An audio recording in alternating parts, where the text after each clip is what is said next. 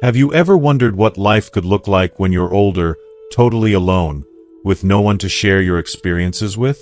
Many men, especially those who've been through painful divorces or long periods of being single, are asking themselves the same question.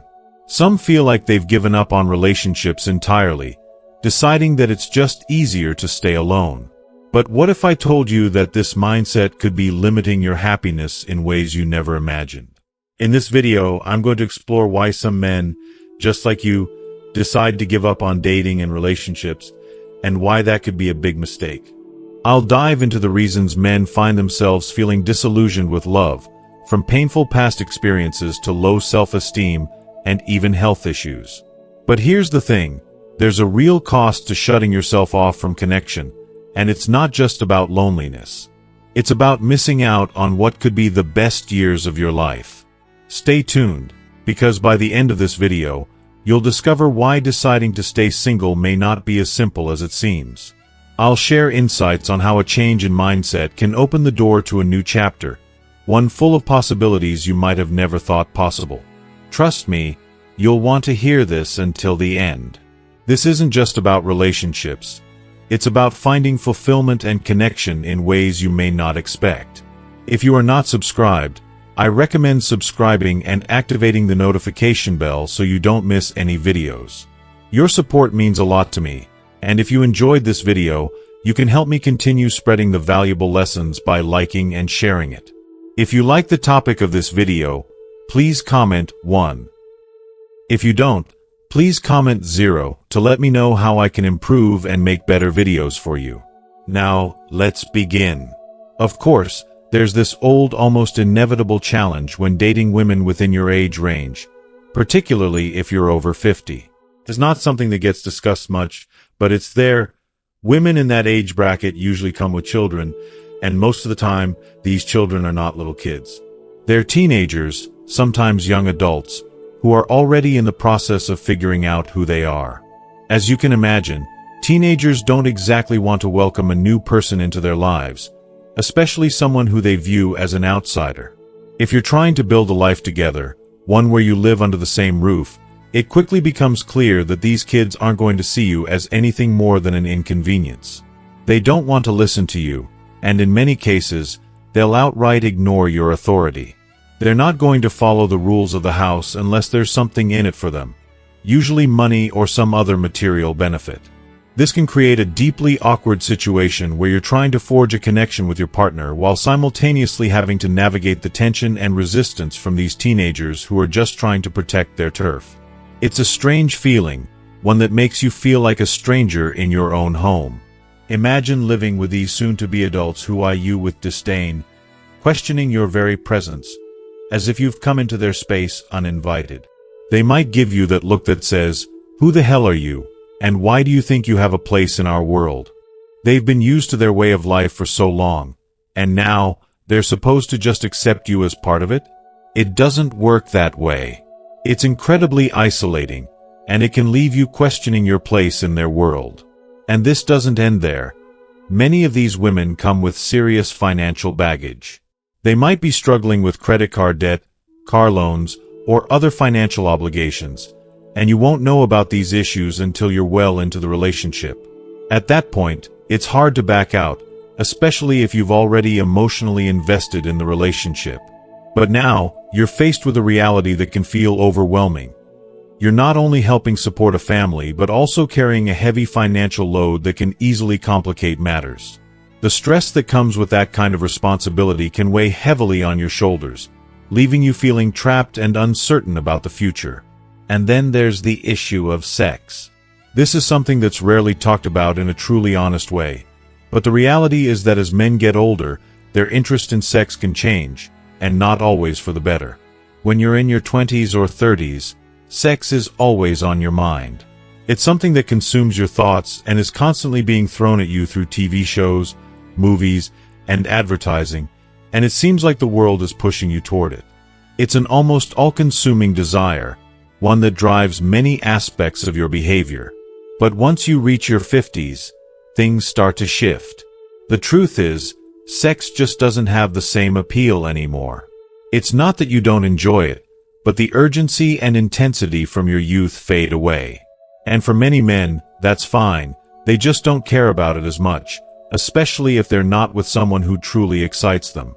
There's this kind of subtle shift that happens where you realize, I don't need it, especially if it's not with someone I'm deeply attracted to. I've personally experienced this shift, and it can be a bit of a shock, especially when you consider how much of your younger years were spent chasing that desire. If you are still watching this video and find these lessons useful, please comment 1 below to let me know that you are still here with me. But here's the thing, this doesn't mean you're stuck. It doesn't mean it's the end of your sex life or intimacy altogether. For many of us, including myself, we've turned to things like testosterone replacement therapy, TRT, to help. I can't deny that it's made a difference. It brings back a certain energy, a renewed interest, but it's not a cure-all. It can't fix everything, and it certainly can't replace the emotional connection that true intimacy requires. Sex isn't just about physical desire, it's about emotional connection, and if that's missing, no amount of therapy or injections will make a real difference. It's a realization that often comes later in life, but it's an important one. The key to maintaining intimacy as we get older is to nurture that emotional bond. It's far more important than we often give it credit for. And here's another reality that many men in their 50s and 60s face, this growing sense of contentment that comes from just being alone. After years of marriage, raising children, or being in complicated relationships, many men reach a point where they just don't want to start over. They don't want to jump back into the dating scene or deal with the complexities of a new relationship. After being married for 25 or 30 years, and experiencing the ups and downs of family life, they find peace in solitude. They enjoy the quiet freedom that comes with being on their own, watching their favorite TV shows, eating when they want, taking naps in the middle of the afternoon, and just doing whatever they feel like without any pressure. And you know what? I get it. I do. There's something so comforting about not having to worry about anyone else's needs, especially after years of trying to meet the expectations of a partner. Some men even joke, I don't need anyone. My dog is all the companionship I need, and in that, there's a deep, almost bittersweet truth. There's a part of them that's genuinely content, but at the same time, there's this underlying loneliness that lingers. While the comfort of solitude is real, so is the need for connection. And often, we suppress that need, telling ourselves we're fine, when deep down, we know we're missing something. The struggle with health also becomes a major concern as men age. It's heartbreaking to see how many men let their health slip once they're no longer in a relationship or marriage. Without someone to encourage them to go to the gym, eat healthier, or take care of themselves, they fall into bad habits. They stop looking after their bodies, they start eating junk food, and before they know it, they've gained weight, developed diabetes, or let their overall health deteriorate. I've seen it firsthand, and it's tough to watch. Men who were once active, full of life, and confident suddenly find themselves stuck in a cycle of poor health. The truth is, this lack of self-care doesn't just affect their bodies. It affects their ability to engage in any active lifestyle, whether it's dating, having an intimate relationship, or maintaining a social life. They get stuck at home, isolated, and the walls start closing in. It's not just about not being able to keep up physically.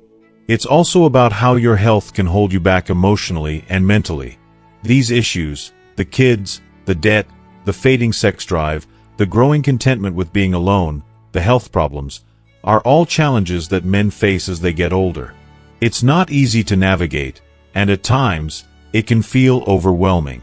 But it's also important to remember that life doesn't have to be defined by these obstacles. Yes, they exist, but they don't have to control you. There's still time to find peace, connect with others, and prioritize what truly matters: your health, your relationships, and your happiness. Even though it can feel like a lonely road at times, we're not meant to walk it alone. There's always room for change, growth, and renewal, no matter how old we are.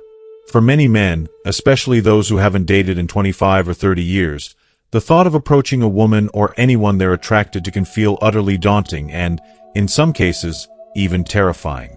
The lack of self-esteem and the deep sense of insecurity they carry with them makes these situations incredibly challenging. These men may have experienced a long stretch of loneliness or emotional distance, making it harder to connect with others on a romantic level. And the truth is, the longer they've been out of the dating game, the more they've internalized a sense of helplessness that can be hard to overcome. It's not just about having the courage to approach someone. It's about overcoming the fear that rejection will confirm what they already believe about themselves. They often feel invisible, unworthy of attention, or just too old to be a viable romantic interest. What's especially painful is that they may be surrounded by friendly faces, someone at work, or a person they've met through a club or community activity, who has shown them kindness, but they're at a loss when it comes to taking things beyond the surface. They might feel a sense of deep admiration for someone, but when it comes to making the first move, they freeze. They have no idea how to turn a friendly acquaintance into something more. The thought of asking someone out or even progressing the conversation can be overwhelming. They might even tell themselves, "What could I possibly have to offer her?" It's heartbreaking to witness because, deep down, they know they're capable of so much more. They just don't believe it anymore. When these men do find themselves alone with someone, whether it's in a quiet, intimate setting like a bar or a party where the social energy is swirling around them, they often feel the pressure of carrying the conversation. The weight of the silence can be excruciating, and when they try to speak, the words that come out may not be what they intended. They talk about the things that are most familiar to them, but they don't realize that these subjects, like their truck, the hunting trip they took a decade ago, or a job they held 20 years ago, are topics that fail to spark any interest. They might bore the other person to tears. They can feel the disconnection, and that only amplifies their sense of inadequacy. It's like they've entered a conversation with high hopes, but the more they talk, the further they sink into self-doubt, watching the other person's interest fade, and it stings. It's not that these men are bad people. Far from it. It's just that they're rusty when it comes to social interaction. Over the years, they've become accustomed to their own company, and this isolation has made them unfamiliar with the nuances of conversation and connection. But here's where the beauty lies. Social skills can be revived, and confidence can be rebuilt. They don't have to stay stuck in this place. It may take time, but with some practice, they can start to regain their ability to engage with others. It's like learning to walk again after a long time spent sitting still. The key is to be patient with themselves and take small steps forward, trying to make one connection at a time. And yes, things will get better. Over time, the awkwardness starts to fade, and a new rhythm emerges. But there's no denying that social anxiety plays a huge part in this. It's an overwhelming feeling that consumes them, not just when trying to talk to women, but when interacting with anyone at all. They've lost their confidence to approach not only women but even other men. Talking to strangers, engaging in light-hearted conversations, and starting new relationships all become daunting tasks. They find themselves withdrawing, keeping to their own space because it feels safer. But that sense of isolation eventually grows suffocating, and it's then that the realization hits. They've been retreating from the very thing they desire the most: connection. The deeper cause of this withdrawal often lies in their perception of themselves. If they've retired or no longer have the career that once defined them, they can feel like they've lost their identity. A job, for many, is not just a way to earn a living. It's a source of pride, purpose, and validation. Without that, they begin to question who they are and what they have to offer. Sure, they may have money, but they lack the confidence that a career once provided. The truth is, when someone feels lost or unsure of who they are, interacting with others, especially in a romantic context, becomes even more intimidating. They feel as though they're standing in front of a mirror, seeing only the reflection of someone unworthy of love or attention. It's a painful and lonely place to be, one that makes stepping out of their comfort zone seem impossible.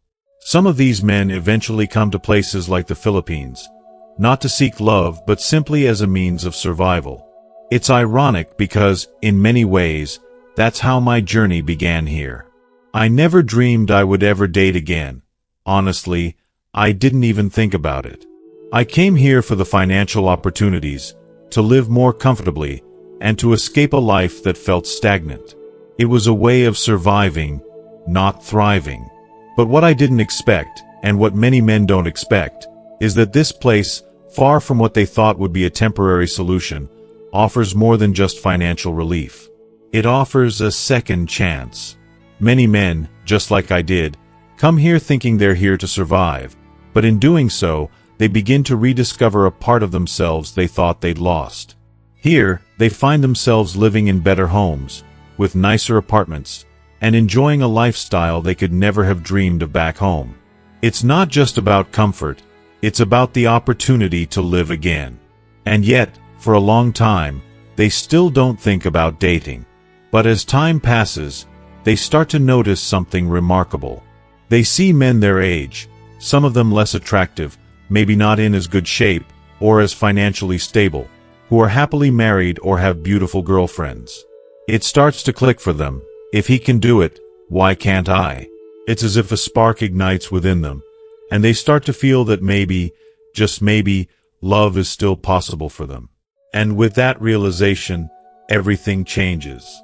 It's an incredibly emotional journey for them. They begin to understand that love isn't just about being young or rich or perfect in every way.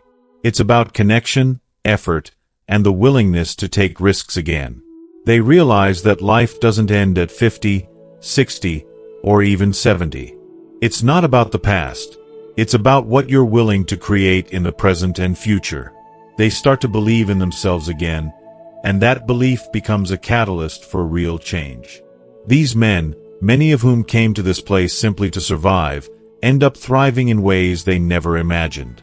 They rediscover joy, intimacy, and connection, and that's a beautiful thing to witness. If you are still watching this video and find these lessons useful, please comment 2 below to let me know that you are still here with me. In the end, it's about so much more than just finding a partner. It's about rediscovering a sense of self-worth and embracing the possibility of a new beginning, no matter how late it may seem. When people begin to change their perspective, even just slightly, they might find themselves opening up to possibilities they never thought they could entertain. I know this from experience because that's exactly what happened to me. There was a time when I had completely given up on the idea of love or even a relationship. I wasn't actively seeking it. I was just trying to get through the day. My main goal was survival.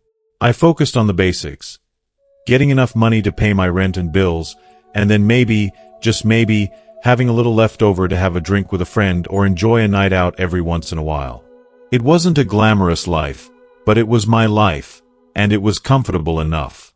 I didn't expect anything more, and honestly, I didn't think I needed anything more. I didn't realize it at the time, but that mentality, that sheer focus on surviving, started to change, little by little. It was almost like a slow awakening, a shift I didn't see coming. At first, it was just small steps, deciding to go on a couple of dates. It seemed like a casual thing at first. I had no big expectations. One date led to another, and little by little, life began to change in ways I never thought possible. Before I knew it, I was happily married with a baby, a family. It was the furthest thing from my mind all those years before. I had no clue that something as life-changing as this could be in my future, but here I am today, living a reality I once thought was out of reach.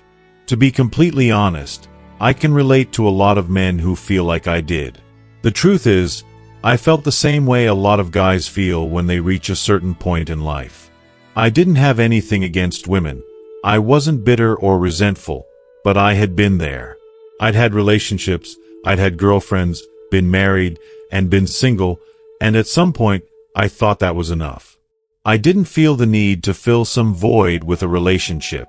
I was content with my little apartment, my routine, and my independence. I could come and go as I pleased, do what I wanted, and live on my terms. I didn't feel like I was missing anything. Life felt fine.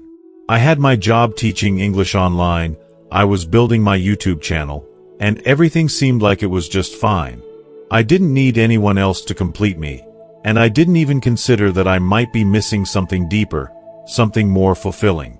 But then, when I did start dating, I met a few women. I wasn't looking for anything serious. Honestly, I wasn't even sure if I was ready for it. Most of the dates didn't work out. And let me make this clear, it wasn't because of anything wrong with the women.